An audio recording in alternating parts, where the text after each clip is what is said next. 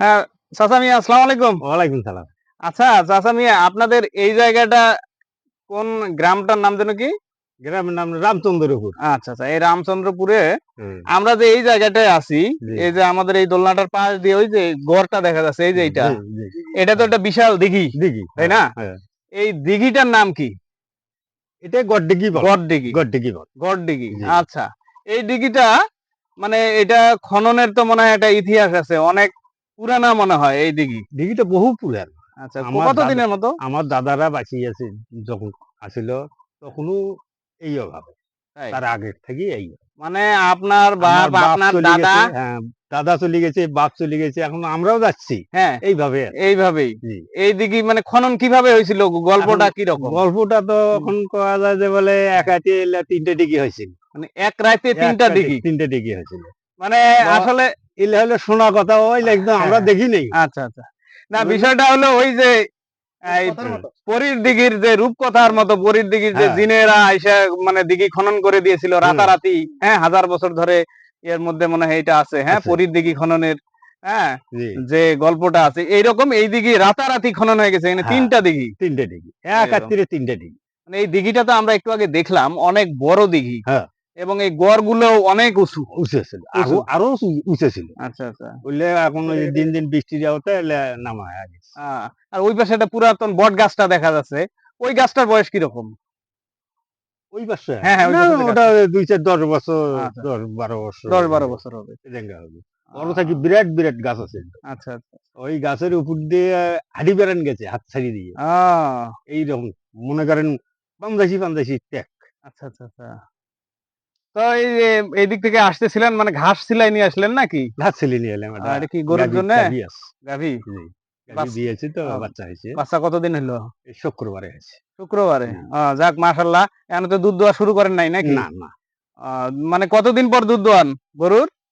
এই তো ২, ৩ দিন গেলে তারপরে শুরু শুরু করবেন। করা যায়। এখন ওই যে আহ, না নিজে খাতি একটু কেমন থাকে কাছে আচ্ছা লেগে আচ্ছা গেছে। কাছলে গাই মানে জি। যেটা এই যে নতুন গাই যেটা হ্যাঁ, দহন করে হ্যাঁ। নতুন যে শাল দুধ যেটা থাকে এটাকে সেটা এলাকার ভাষায় বলে কাছলে দুধ। কাছে হ্যাঁ। এটা যখন এই দুধের হলুদ আব যে এটা চলে যায় চলে তখন যায় এই তবে দুধটা নিয়ে খাওয়া যায়। স্বাদ স্বাদ হয়, হয়, স্বাদ হয়। ভালো লাগে।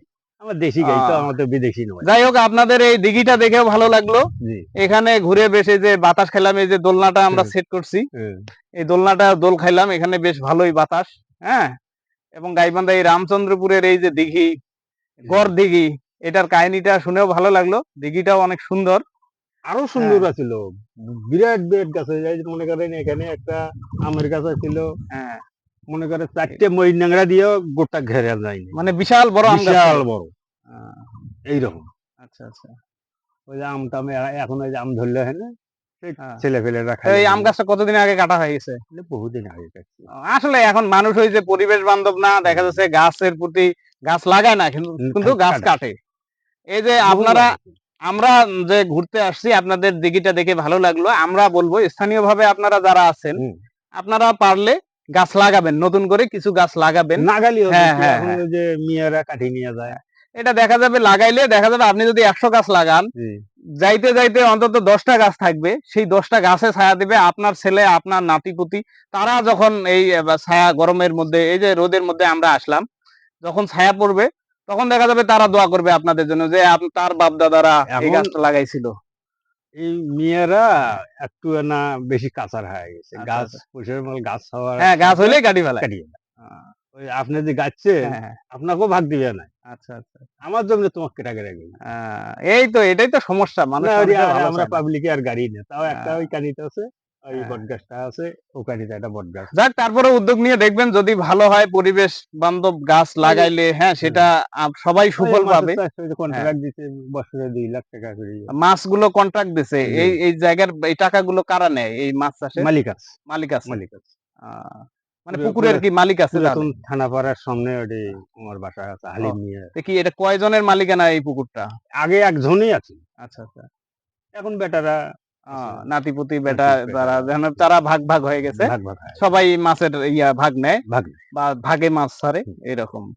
যাক এই গড়দিঘির গল্প প্লাস এখানকার পরিবেশ এখানে যে গ্রামীণ একটা আবহ এই যে চারপাশে ধান ক্ষেত, হুম, হ্যাঁ? ওই পাশে দেখা যাচ্ছে যে এই পাশেও ধান ক্ষেত এখানেও ধান ক্ষেত এই পাশেও দেখলাম ধান ক্ষেত প্লাস আমরা আর যে ও দিক দিয়ে পাশে আসলাম আছে ধান। ধান ক্ষেত, জি। এবং ওখানে শ্যালো মেশিনে পানি হুম। উঠতেছে। হ্যাঁ, তো সব মিলিয়ে এলাকাটা অনেক সুন্দর। হ্যাঁ, আপনারা হয়তো এই যে এখন দেখতে পাচ্ছেন যে এই যে হুম। চারপাশের যে প্রকৃতিটা, এখানে অনেক সুন্দর গাছপালা এবং গ্রামীণ যে একটা আবহ, হাজার বছর ধরে মানুষ হুম। যে এখানে বসবাস করে আসছে, বসবাস, হ্যাঁ। হ্যাঁ, মনে হয় যে বাড়ির মধ্যেই আছি, এরকম একটা অবস্থা। হ্যাঁ, এই হুম। চাচার সাথে কথা বলেও বেশ ভালো লাগলো। তা ঠিক আছে চাচা মিয়া, ভালো থাকবেন। আচ্ছা, হ্যাঁ, দোয়া ইনশাআল্লাহ। করবেন আমাদের জন্য। ভালো হুম। থাকবেন। আসসালামু আলাইকুম। ওয়ালাইকুম